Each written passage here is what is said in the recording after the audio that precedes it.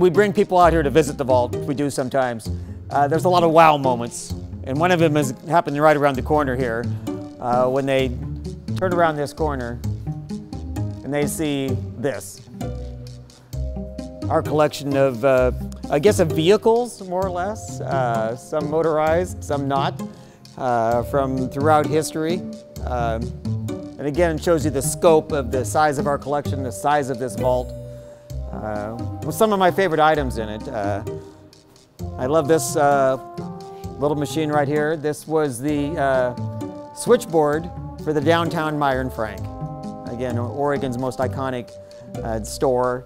And you can imagine the switchboard operator connecting you with whatever department you were looking for back in the day.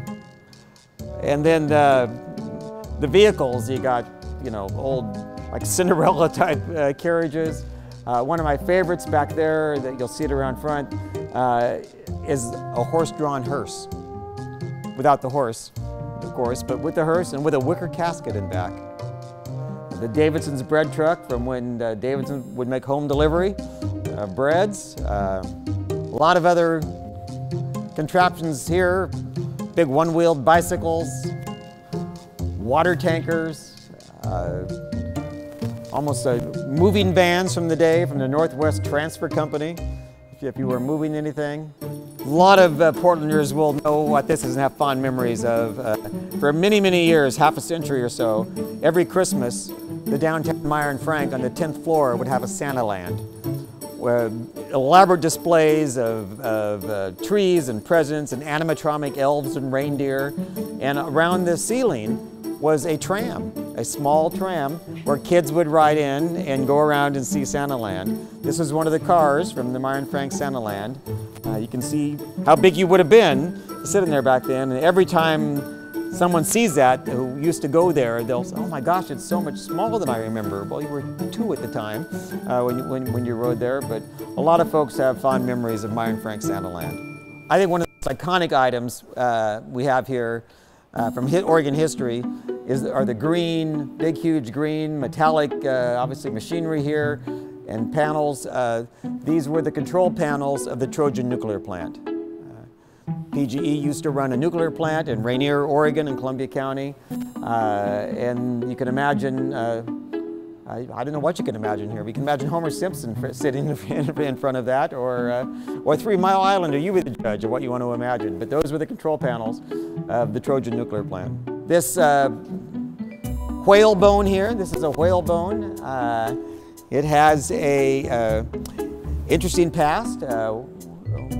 We believe it is, in their journals, Lewis and Clark refer to a whalebone, or a whale that had washed ashore there on the coast when they were here. And the provenance of this bone suggests that it is the bone from that whale, for sure, that Lewis and Clark referred to.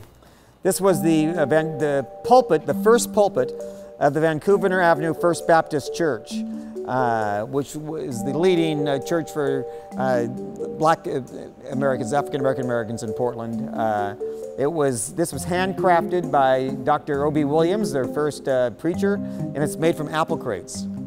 When Martin Luther King came to Oregon in the early 1960s, he went and spoke at the First Vancouver Avenue Baptist Church, not from this pulpit, this was one previously, but from a pulpit they have now. And where's my pet cow? Oh, there she is.